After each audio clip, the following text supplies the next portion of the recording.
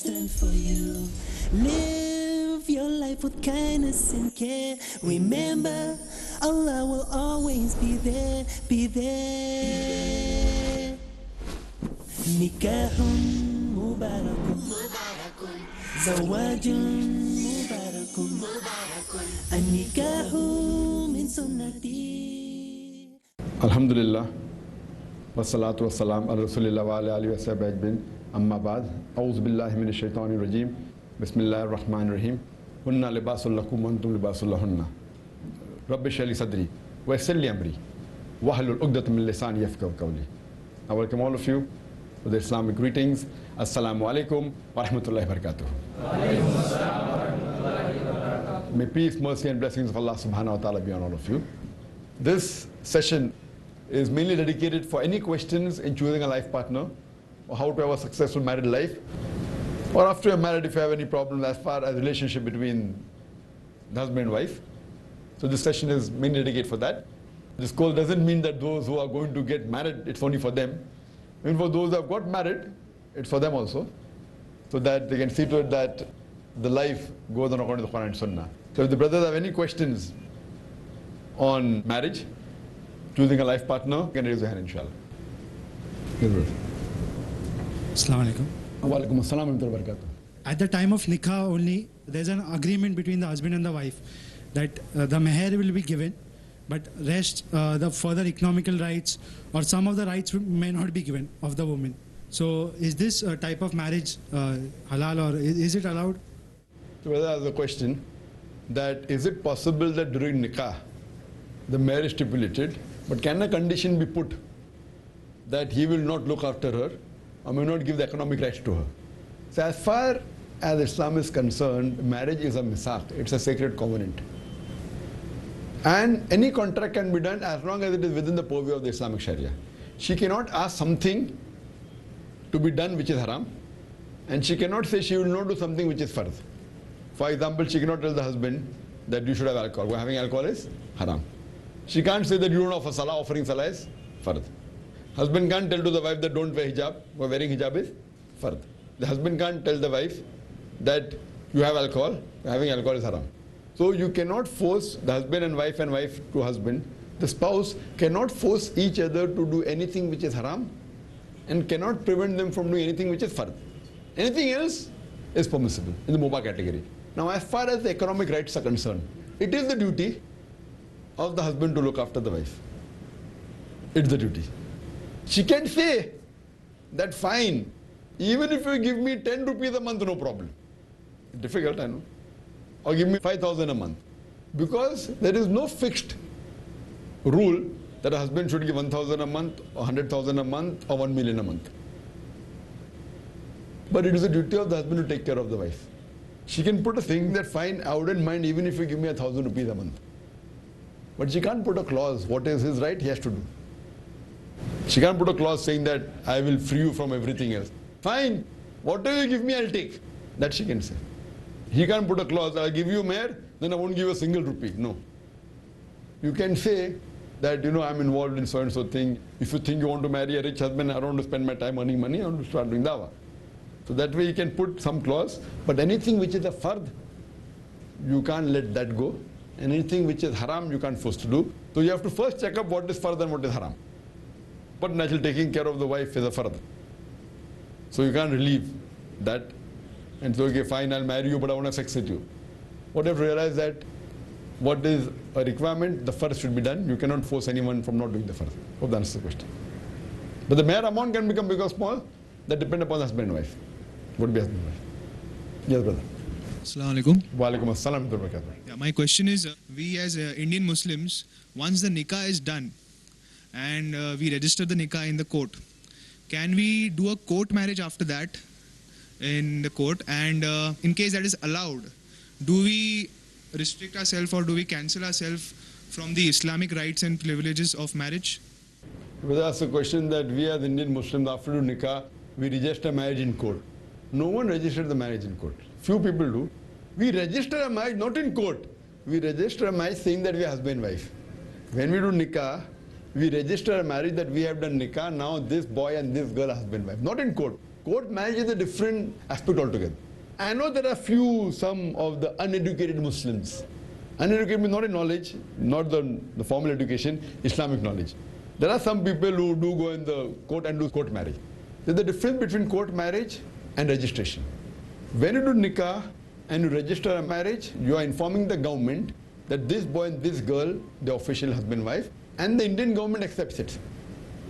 Court marriage means what? Court marriage is a marriage that is done that any problem takes place, the Indian Penal Code will apply. The law of the government, India being a democratic country, what we realize that Indian government gives permission for every citizen to follow the religion he or she wants. So if you marry according to the Islamic law, the Muslim personal law will apply. If you marry according to the Hindu custom, Hindu law will apply. There is another thing known as the Indian law. So if you do a court marriage, then the Indian law will prevail, whether you have done nikah or not. The Muslim law will not be applicable, the Indian law will be applicable. Indian law means the law of the government says that if you do a court marriage, that means you may do nikah, you may do a church marriage or a Hindu marriage, that law gets nullified and the rules and regulations, what is mentioned in the Indian Penal Code would apply. Normal Indian Penal Code says that if you do religious marriage, that's fine. But the moment you do court marriage supersedes that. I know there are some ignorant Muslims, especially when they have love marriages, so नाम के लिए मुसलमान बना देते, लड़की को लड़का लड़की को बनाती है, तो वो निकाह बिकाह नाम के लिए करते, but opposite party they want court marriage, no court problem, निकाह तो हो गए, there is court marriage. According to me, though most of the scholars haven't said this, according to me it is kufr. Kufr means you are rejecting Islam. You are doing nikah and then you court marriage saying that the Indian law is superior to the Quran. I haven't heard any scholar saying that, but according to me, it becomes kufr. Kufr, why? That means we are agreeing, we love our country, we respect our country, we follow the law of the country, fine? But the law of Allah is superior. And when the law of country is giving you permission to follow Allah's law, you're rejecting Allah's law, it's kufr. It's kufr. No one is forcing you. If someone forces to put a gun on your head and then you say, okay, fine, you do shirk, Quran gives you permission. That dil mein iman hai. Lekin openly just for appearance, if you are doing shirk, if your life is in danger, Allah gives you permission. But dear, who's putting you in danger? You fall in love with a non-Muslim and then you do plastic surgery, then do court marriage. So according to me, court marriage is haram for a Muslim in India. That means you are giving up all your rights as a Muslim. Any problem takes place, the other law, the neutral law of the country will apply, not the Muslim personal law. If you're in America where there's no Muslim personal law, that's a different situation. There also you register, that's a different thing. There you follow Islam, problem comes, they will follow the law of the country. There you have no option of Muslim personal law there, in America. So India is far superior. In America they say democratic. India is far superior, mashallah. It's namesake. It doesn't hurt them, it is freedom of speech. It hurts them, it's not allowed. So one thing is the practical freedom of speech and democracy, and one is theoretical. So most of the Western countries, it's theoretical, it's not practical. India, mashallah, is one of the good countries where you have practical, mashallah, you can follow your law, you can preach a religion, you can practice a religion, you can propagate a religion. But here, the country gives you a choice. Now you out of the way go and say, I want to reject Islamic law and follow the country's law. The country is giving you permission to follow Islamic law, so it becomes kufr according to me. Yes, you do nikah, you can register it, saying that I am informing the government that this boy and girl, the husband and wife, it's perfectly fine. Hope that answers the question. Yeah, brother, behind. Assalamu alaikum. Wa alaikum assalam wa rahmatullahi. Today we come across a lot of Muslim girls who keep a condition before marriage that their prospective husbands should keep a beard or should not keep a beard. So what is the Islamic actually ruling on keeping a beard? It's like if it has to be kept, what is the ruling of keeping it? And a person, can we consider a person without a beard as having less iman? Well, that's a question that there are some Muslim, maybe met someone who doesn't marry petticoats, possible. To put condition that he should have a beard. So is keeping a beard or not keeping a beard haram or halal? What are the rulings? And can she put a condition? Fine. And is a person who does not keep a beard, does he have less iman? Nikah مبارك زواج مبارك.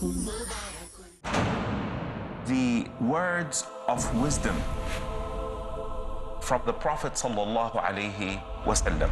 Ihmadillah. Praise Allah first. Achieve true wisdom through the Quran. How is the character of the Prophet Muhammad sallallahu alaihi wasallam? How he prayed at night. Allah loves the one who praises the praiseworthy Muhammad, peace be upon him. If you send one salah on the Prophet alayhi salam, Allah will send upon you 10 salawat. Giving up the mercy of Allah is the act of shaitan. Shaitan wants you to take in that path of evil. He wants you to keep continuing on that path of evilness. Reflect on the verses of wisdom from Muhammad sallallahu alaihi wasallam. Join Yusuf Idris in Revealed Wisdom every Tuesday at 4 p.m. and repeat telecast at 2:30 a.m. Saudi Arabia on Peace TV. ولله الأسماء الحسنى فادعوه بها.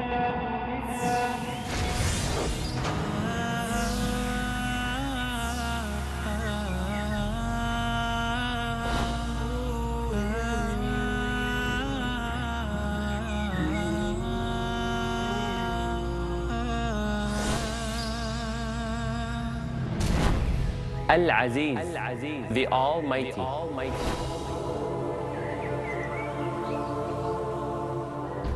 Al-Wadud, the All-Loving.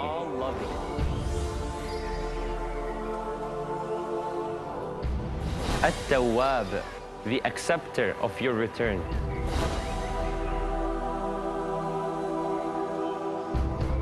Al-Razzaq, the Provider.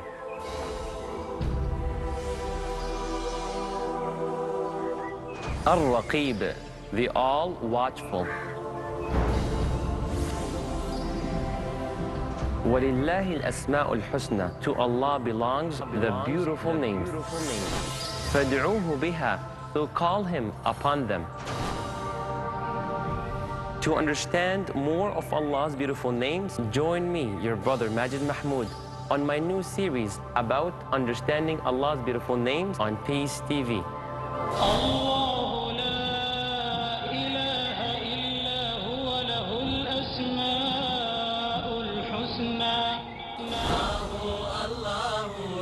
Don't miss the chance to comprehend the seamless explanation of Allah's beautiful names in Understanding Allah's Beautiful Names. Next on Peace TV. نكاح مبارك زواج مبارك. Yeah, brother, behind. Assalamu alaikum. Wa alaikum assalam wa rahmatullahi wa Today barakatuh. we come across a lot of Muslim girls who keep a condition before marriage that their prospective husbands should keep a beard or should not keep a beard. So what is the Islamic actually ruling on keeping a beard? It's like if it has to be kept, what is the ruling of keeping it? And a person, can we consider a person without a beard as having less iman? Brother asked a question that there are some Muslim, maybe met someone who doesn't marry papaticos, possible. So put condition that he should have a beard. So is keeping a beard or not keeping a beard haram or halal? What are the rulings? And can she put a condition? Fine. And if the person who does not keep a beard, does he have less iman? As far as keeping a beard is concerned, the scholars are divided. Either it is fard or some scholars say mustahab. Mustahab means encouraged. I'm not talking about those scholars who don't consider scholars. Some scholars say it's not required only. So these don't come in the category of scholars for me. What fatwa you want, go on the internet, you'll get. Look at fatwa not to keep a beard is fard also, it's not allowed. Very interest is allowed. All fatwas you'll get. I'm not talking about that. I'm talking about the good scholars, the respected scholars, those scholars who speak on Quran Hadith. So those who are strict to say that keeping a beard is a fard. Some more lenient among the good scholars may say it is mustahab. Mustahab means encourage, a sunnah. Whatever it is, if you say not keeping a beard, does it mean less iman? Even if it's fard and you don't keep it, it's less iman. Even if it's mustahab and you don't keep it, it's less iman. So your question regarding not keeping a beard, does it mean less iman? Yes. But certain less iman is accepted, certain less iman is not accepted. But the iman of the Sahaba also kept on going up and down. That doesn't mean that if you have less iman is a Beiman. The Beiman is a different word, you know. When you use the word in Hindi, or a person that is a kafir, it's not like that. You can always go to a higher level. Now coming to your question, what is the length of the beard? See, because the hadith of Muhammad Sallallahu Alaihi Wasallam, of Sahih Bukhari, in the book of dress, volume number 7, hadith number 781, where the beloved Prophet Sallallahu Alaihi Wasallam said that do the opposite of what the pagans did. Hadith 780 and 781, that trim your mustaches and let your beard grow. The same hadith for the Ibn Umar, may Allah please with him, he is the Sahaba who narrated the hadith. It says that the Prophet said, do the opposite of what the pagans did. Let your beard grow, trim your mustaches, and then after performing Hajj, he took a fist, and below the fist, he trimmed it. So based on this hadith, there are some scholars who go on their side, oh, keep the beard means let it be as long, don't cut only. But there are no less than 11 Sahih hadith which say that the Sahabas trimmed the beard. So there are a very limited group of scholars who say that let the beard grow means don't cut only. How to grow the beard? The way the Sahabas did. How the Sahabas did? 11 hadith saying that they trimmed. How did they trim? After one fist. So if you want to know the ideal size is one fist. Ideal size. After one fist, little bit of the ज़्यादा हो गया तो trim करो. One fist say 1 centimeter, 1 inch, no problem. But every week you trim, every fortnight, every month what you want, but trim it. So the right size, if your ideal size, is one fist. But firstly, at least keep a beard. That doesn't mean a person who doesn't keep a beard of one fist is a kafir. No, it's not like that. If you see, the more you follow Quran and Hadith, the more iman rises. So first keep a beard at least. Namaz padne padega, 5 times padne padega, sunnat bhi na, nafil na. But namaz to padho. Farz hai bhai. But 5 times padho. Theek only first padho bhai. Then do sunnat, then you can do, then you get tahajjud. You know, so everything can be. So first keeping a beard, alhamdulillah. If you ask me a person who keeps a beard but doesn't keep one fist, fine, good, mashallah. Maybe he's not keeping one fist, he may not be aware of it. Tomorrow if you're aware of it, you'll start keeping. It is ignorance. But yet if a person knows and yet doesn't keep one fist, I cannot say that, fine. And I'm not looking handsome, I'm looking handsome. You know, so I always tell a person that if the beard is good, mashallah, good growth, like the brother next to you, mashallah, very good growth. So we keep a beard with a good growth, alhamdulillah. But a person who doesn't have a good growth like me, my growth is very bad. Yeah. It's not good. The first time I kept a beard, medical college, oh wow, mashallah, noor chehre pe. I know it doesn't look good. So I said, okay, fine. Mashallah, person is encouraging me. But the hadith of the Prophet, you know the thing that if you cannot read the Quran, and if you read with stuttering, you get double sawab. So based on that, using my analogy, if the beard looks good and you keep, alhamdulillah, if the beard doesn't look good and you keep, you get double sawab. Acha lagta hai sawab milega, not that you won't get sawab next to you. But if it doesn't look good and you're keeping, you will get double sawab. मैं अल्लाह के रसूल के लिए कर रहा हूँ. So both ways you get sawab. One more thing, if your beard doesn't grow, then what it goes in there, you know, if the Chinese people, my son was saying, the speaker coming on peace TV, no beard. I said, has a beard. And my son is telling, has a beard, but small beard, if you see, very close up, you know. My son was telling, oh, this person doesn't have a beard. I said, you can't just blame anyone. And there was a good sheikh, mashallah. But you know, there are some sheikhs because of the growth. It may come because of the origin. He may be an Indian yet may not have a good beard, so as long as it is there, so your iman is there. So if you are the right size, it is one fist. You can trim it below the fist. But at least keep a beard, keeping a beard, mashallah, sign, and I've given the talk on it, the label shows the intent to wear it. So if you hear that talk, you get more details about this question. But the main question, can a wife put a condition before marriage? Yes, she can put. Even if we say it is first, she can put. Even if you call mustab, she can put. Even if you say mubah, you can put. No one says haram to keep a beard. No scholar says that. Maximum they may say rakha chalenga. So even if it's mubah, if you belong to that group of scholars which is absolutely lenient, yet the wife can put a condition saying that you want a beard because that comes in mubah condition. For those. Anyway, if the wife puts a condition, you consider that the wife is virtuous. Right? There are some wives will put that, oh, I don't like the beard. No, because it pokes. It pokes, you get more sawab. If it pokes and you don't like, you get more sawab. Any other questions? Yes, brother. Assalamu alaikum wa rahmatullahi wa barakatuh. Wa alaikum assalam wa rahmatullahi wa barakatuh. Today we see that Alhamdulillah many young non-Muslims, brothers and sisters, revert to Islam.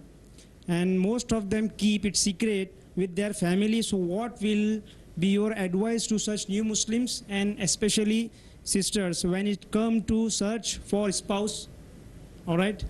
And in future, can we expect IRF to come up with matrimonial website? Brother, there's a question that what if certain reverts, there are certain ladies accepting Islam, but they keep it a secret from their families?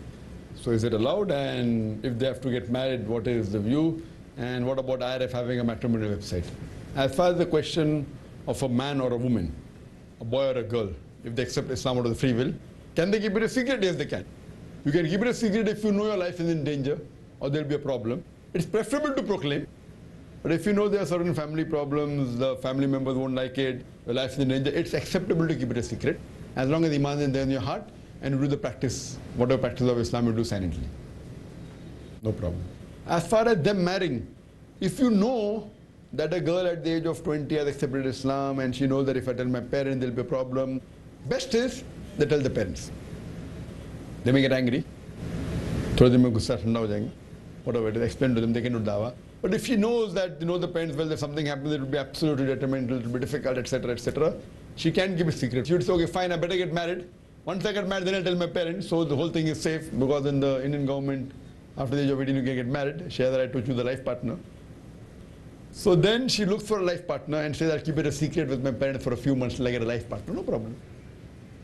So it's permitted in Islam. There's no problem at all. She can keep it a secret, but preferable to say. But if she knows that I can delay my saying and find a good husband, that's also permissible. As far as the second part of the question, that why doesn't IRF have a matrimonial website? We have a matrimonial department. I don't know if you're aware of it or not. I'm already engaged. You're engaged? MashaAllah. After the course, you don't change your life partner, no? No. See, once you're already engaged, you have two options. What you learn from it, you tell your fiancé to better follow it. Right? Those who are already married, we don't ask them to divorce. We tell them that they should do the marriage preparatory course among the ladies, so both can be fine. And the thing is that all those who have come here, I told Brother Nisar, that all those who have done the course are not married, they can fill the marriage form. We have a marriage bureau. As I said, at the level is top-seater, we have more good Muslimah in the women less than Muslim men. So now once we have done the marriage preparatory course, we have more prospective husbands, inshallah. So we already have a marriage bureau. So we haven't gone on the website. Whether to go or not, we'll think of it later. First we're doing a personal survey, one-to-one, and we're trying to do, and mashallah, we're already in the procedure where we received about, when we had the conference, we received more than 400 forms from the ladies and more than 100 forms from gents. So there also 4:1 was the ratio. But inshallah, we feel that we'll have more courses and more awareness in the Muslim community, so that we'll be able to see to the future generation works on Quran and Sunnah. Hope that answers the question. Yes, brother. Assalamu alaikum. Wa alaikum assalam. My question is it obligatory for a working wife to do the household work on the command of her husband? Brother, the question, it is obligatory for a working wife to do household work on the command of the husband, irrespective whether it is the command of the husband or not. A good wife, a good Muslimah will see to it that the house works properly. How it works is different. Whether she appoints a servant, whether she appoints a maid, her main duty is that of a mother and a wife. While doing the duty of a mother and a wife, she can work outside, no problem. But your question that, is it fard? Is it haram not doing? It is a requirement, she should take care of the family. I personally tell my wife that, why are you wasting your time cooking food? I can hire a cook for 3,000-4,000 rupees. Her value is much higher. I would prefer doing dawah, doing other high level work than doing a work of 4,000 rupees, cook. Fine. I feel my wife is much better, she can better work. Fine, if she really wants to cook for once in a while, she can. I've got no problem. But that's my requirement. Why are you wasting your time? Do some dawah, get some sawab, no problem. But as long as she takes care, if she takes care, says, fine, I'm going to cook and go and work, fine. or she hires a cook and keeps a cook as long as the requirement of the household is fulfilled. Fulfilling the requirement of the home, of a mother, of a wife is more important than working outside. Because in Islam, she need not work outside. If she wishes to work, she can, but no one can force her to work outside.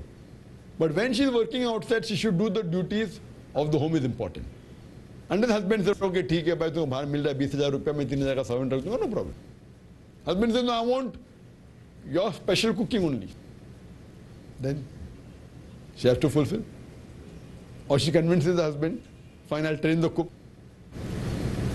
Fine, once a week during holiday I'll cook for you. Remaining 6 days the cook. It is a give and take relationship. It's not black and white. But she cannot neglect a household work. Because the sawab she gets for being a mother is far superior than the money she earns outside. But same time, if she feels she earn money and look after the children better, no problem. Everything is subjective. But when she goes out to earn money and the children are getting spoiled, sitting in front of the TV, learning wrong things, then what's the use of the money? So everything is give and take. How well you look after the family. It's not black and white. It will keep on changing depending upon each situation. That's the reason personal counseling is important. So nothing is haram and halal, but a woman has to take care of the family.